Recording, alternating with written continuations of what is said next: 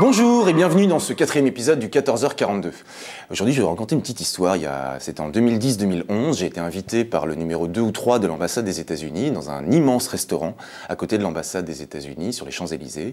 On a discuté pendant une heure et demie parce que ça l'intéressait la façon que j'avais traité des questions de surveillance et de vie privée.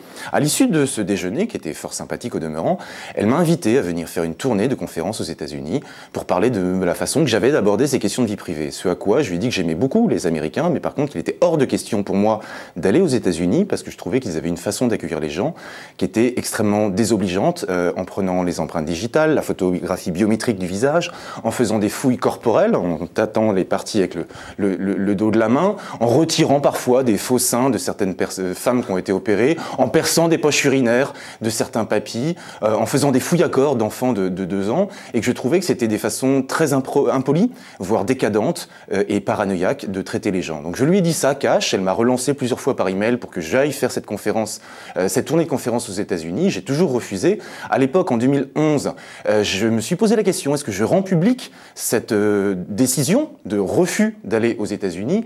Et à l'époque, j'avais peur qu'on me traite un petit peu comme un parano. Aujourd'hui, avec les révélations de Snowden, j'ai l'impression que si je révélais aujourd'hui cette prise de position publique sur mon blog ou ailleurs, ça paraîtrait un petit peu has-been, tellement effectivement on voit de fait que la NSA relève vraiment d'une forme maladive de paranoïa. Et aujourd'hui, donc, nous avons décidé au 14h42 de faire le point sur la NSA, de répondre aux questions qu'un certain nombre d'entre vous nous ont posées. Et en fait, pour tout vous dire, Daniel Schneiderman a piraté cette édition du 14h42. Est-ce que tu peux expliquer, Daniel, pourquoi et comment on a décidé de faire cette émission? Tout simplement parce qu'à la conférence de rédaction de lundi matin, comme on a chaque semaine, on s'est dit, tiens, ce qu'il faudrait faire, parce que à propos de la NSA, chaque jour apporte son lot de révélations, tant de millions de communications en France ont été interceptées, le portable d'Angela Merkel a été écouté, Obama était au courant, Obama n'était pas au courant, etc. Et on s'est dit, au fond, on est tellement submergé de révélations quotidiennes qu'il faudrait juste se poser une fois, faire le point et faire une émission pour la NSA, qui pourrait s'appeler la NSA pour les nuls. Si vous n'avez rien compris aux révélations de qui la NSA écoute, comment elle écoute, etc., voilà, on va essayer de répondre aux questions basiques.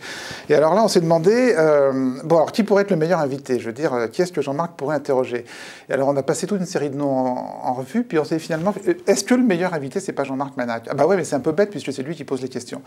Donc, pour une fois, est-ce que Jean-Marc Manac, au lieu de poser les questions, ne pourrait pas répondre aux questions? Et c'est comme ça qu'il a été décidé de hacker l'émission 14h42, donc pendant laquelle je vais te poser les questions que se pose le lecteur ou l'internaute de base à propos de la NSA, que nous ont d'ailleurs posé certains de nos internautes par Twitter pendant la conférence de rédaction de lundi, et auxquelles, j'espère, tu pourras répondre, alors en compagnie de Vincent Herman de PC Impact, puisque le 14h42 est une émission qui est coproduite par Arrêt sur Image et PC Impact. Et Vincent Herman, qui est le journaliste de PC Impact qui a le plus suivi ces questions de NSA, de surveillance des télécommunications et toutes les révélations Snowden. Voilà. Alors, on va repartir par le début, parce qu'on va essayer d'être chronologique, finalement, pour être le plus clair possible. Donc, la dernière séquence de cette affaire remonte au moment où on apprend qu'un certain nombre de ce qu'on appelle les géants de l'Internet, Google et compagnie, Facebook, ont livré des données à la NSA.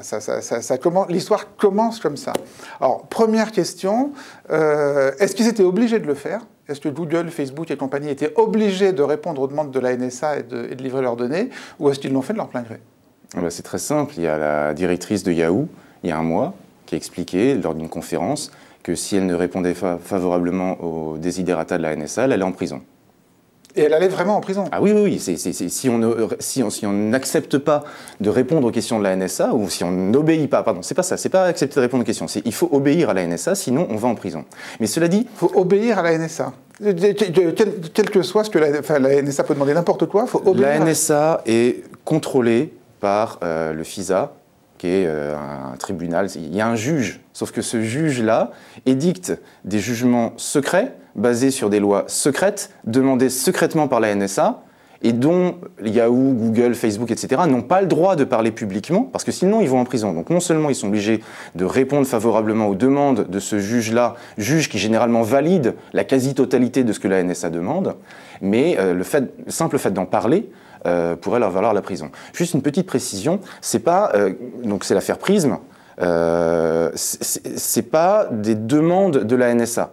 On ne sait pas exactement comment fonctionne, enfin Vincent va peut-être pouvoir préciser, on ne sait pas exactement comment fonctionne Prism au sens où... C'est quoi Prism? Prism, c'est le nom de code, l'acronyme qu'a donné la NSA au fait de pouvoir accéder à des données qui sont sur les serveurs de Google, Facebook, Microsoft, Yahoo, etc. Et on ne sait pas comment ça marche? On ne sait pas exactement comment ça marche au sens où Google, Facebook, Yahoo, Microsoft, etc. ont dit la NSA n'a pas d'accès direct à nos serveurs. C'est pas open bar. Il n'y a pas un double des clés des serveurs de Google à la NSA. Par contre, ils n'ont pas le droit de révéler publiquement comment procède la NSA. On sait que ça concerne quelques dizaines, voire centaines de milliers de personnes. Donc ce n'est pas l'ensemble des utilisateurs de Google, Yahoo, Microsoft qui peuvent être espionnés. Ce sont des demandes ciblées. Ah d'accord. Ce sont des demandes ciblées, parce qu'après on ne sait pas exactement comment ça procède, sauf qu'une fois que la NSA a l'accès, typiquement imagine ton adresse mail, ils ont accès à l'ensemble de ce que tu as reçu, envoyé, et y compris ce qu'il y a dans ton dossier. Mais dizaines ou centaines de milliers, c'est très peu par rapport par exemple au chiffre de plusieurs millions qui a été avancé s'agissant d'interceptions concernant la France. On y reviendra tout à l'heure.